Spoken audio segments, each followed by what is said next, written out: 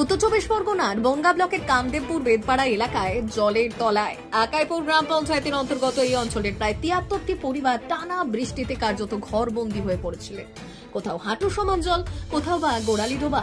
এই পরিস্থিতিতে শিশু, বৃদ্ধ ও অসুস্থ সদস্যদের নিয়ে কঠিন সময় পার করছিলেন এলাকার বাসিন্দারা। ব্যবস্থা আপনারাও যেরকম করেছেন, পুলিশ প্রশাসন, আমাদের দাদা, মেম্বার দাদা সব উনি তো আমাদের খাওয়া দাওয়া 10 দিন 12 দিন ধরে করে দিচ্ছে।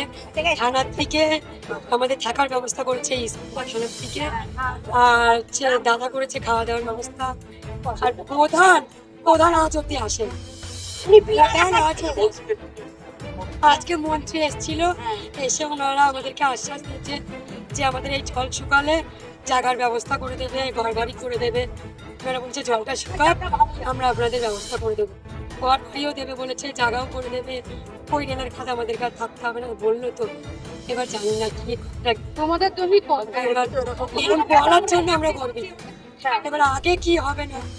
অনেকেই জানিয়েছেন স্থানীয় পঞ্চায়েত সহ প্রশাসনের কাছে বারবার জানানো সত্ত্বেও কোনো পদক্ষেপ নেওয়া হয়নি বলে, বরং অভিযোগ তোলা জেরে দুর্ব্যবহারের শিকার হতে হয়েছে এমনই দাবি করেছেন একাধিক বাসিন্দারা। ফলে পঞ্চায়েত প্রধানের ভূমিকা নিয়েও ওঠে বড় প্রশ্ন। জায়গায় দাঁড়িয়ে এদিন রাজ্যের মুখ্যমন্ত্রী মমতা বন্দ্যোপাধ্যায়ের নির্দেশে এলাকা পরিদর্শনে আসলেন ব্যারাকপুরের সাংসদ পার্থ ভৌমিক। তিনি জলমগ্ন এলাকা ঘুরে দেখলেন এবং ক্ষতিগ্রস্ত পরিবারগুলির সঙ্গে কথা বললেন।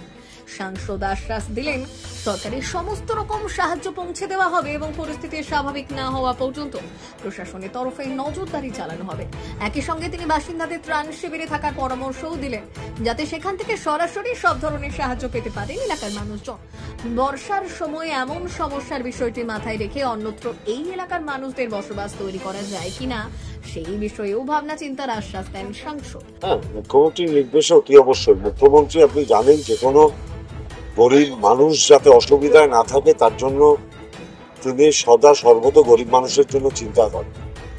তিনি যেই মুহূর্তে জানতে পেরেছেন যে কিছু মানুষ দুরবস্থার মধ্যে আছেন, সঙ্গে সঙ্গে তিনি প্রশাসনিক ব্যবস্থা নিয়েছেন এবং প্রশাসনিক ব্যবস্থার মাধ্যমে তাদের সবাইকে একটা জায়গায় একত্রিত করা হয়েছে।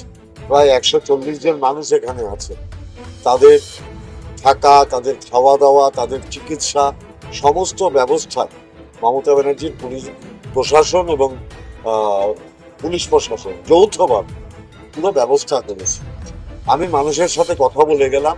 আপনারা তো দেখছেন গরিব মানুষ মমতা ব্যানার্জি জিন্দাবাদ করছে। তারা বলছে যে আমাদের কোনো অসুবিধা নেই, মমতা ব্যানার্জি মাথায় ছাদ হয়ে আছে, আমরা নিশ্চিন্তে আছি। আপনাদের ধন্যবাদ। মিডিয়ার কাজটাই তো তাই, সবকিছু তো আমাদের চোখে পড়ে না, আপনারা দেখিয়ে দিলে সেই কাজটা আমরা করতে পারি। আপনাদের অসংখ্য ধন্যবাদ যে আপনারা এটা দেখিয়েছেন এবং সঙ্গে সঙ্গে প্রশাসন সেই অনুযায়ী ব্যবস্থা নিয়েছে। আজকে গরিব মানুষের মুখে হাসি আছে। এদিন সংসদের সঙ্গেই উপস্থিত ছিলেন তৃণমূল বনগাঁ সাংগঠনিক জেলার সভাপতি বিশ্বজিৎ দাস। তিনি জানালেন প্রধানের বিরুদ্ধে ওঠা অভিযোগ সঠিক নয়। প্রধান তাদের জানিয়েছিলেন ত্রাণ শিবিরে আশ্রয় নেওয়ার কথা, ফলে সেখানে সব ধরনের সরকারি সুবিধা যাতে তারা পায় সেই জন্য পরবর্তীতে তারা ফ্লাড সেন্টারে ওঠায় সব রকমের সাহায্য তাদের দেওয়া হচ্ছে। ফলে কিছুটা হলেও যেন স্বস্তি পেলেন বিস্তীর্ণ জলবন্দী এলাকার মানুষজন। তারপরে আমাদের বিডিও সাহেব আমাদের সহযোগিতা করেছেন বর্তমানে সময়ে, এবং গোপালনগর থানার ওসি সাহেব আমাদেরকে সহযোগিতা করেছেন। মেম্বারকে এসে সহযোগিতা নিয়ে আমরা গরিবপুর প্রাইমারি স্কুলে এখন আপাতত ঠাঁই নিয়েছি, সেখান থেকে আমরা ত্রাণ সামগ্রী পাচ্ছি। আর গতকালকে সবাই মিলে উচ্চ আধিকারিকরা এসেছিলেন, তারা আমাদের চালডাল দিয়েছেন এবং এখানে থাকার ব্যবস্থা করেছেন। আজকেও একটু আগে প্রার্থী ভৌমিক মহাশয় এসেছিলেন এবং আরো যারা উচ্চ নেতৃত্ববৃন্দ আছে তারা উপস্থিত ছিলেন এবং তাদের আজকে আমরা বিশ্বজিৎ দাস মহাশয় আছেন এবং আরো আমাদের আঞ্চলিক তৃণমূল কংগ্রেস আছেন, আমাদেরকে আরেকজন আসছে এবং আরেকজন আসবেন। আমরা খুশি হয়েছি আপনাদের উপস্থিতিতে এবং আপনাদের এই যে ত্রাণ সামগ্রী পেয়ে আমরা সত্যি গর্বিত। আর সরকারের মমতা বন্দ্যোপাধ্যায় আছে আমাদের সাথে, আশা রাখছি আগামী দিনে আমরা কষ্ট থাকবো না, আর সুখেই থাকবো। আমরা খাওয়া দাওয়ার অসুবিধা হচ্ছে না বর্তমান সময়। হ্যাঁ, স্যারকে জানাইছি, দেখা যাক স্যারের উপর নির্ভর। হ্যাঁ, আমরা প্রধানের বিরুদ্ধে বলেছিলাম, তো দেখা যাক স্যার যা ব্যবস্থা নেবে। আমরা আশা করছি তিনি আমাদের ভালো যা ব্যবস্থা নেবে। সব ব্যবস্থা হয়েছে ত্রাণের ব্যবস্থা। প্রধানটা এখন প্রধানের উপর আমাদের এটা মানে একটা দুঃখ আছে। দুঃখ থেকে আমাদেরকে দেখতেও এখন আমাদের নিজেরই প্রধান কিন্তু আমাদের কাছে আমরা এখন সকলেই পাচ্ছি, আমরা খুব খুশি আছি। আমরা এখন ত্রাণের সাহায্য আমরা সবাই পাচ্ছি, আমরা খুবই খুশি।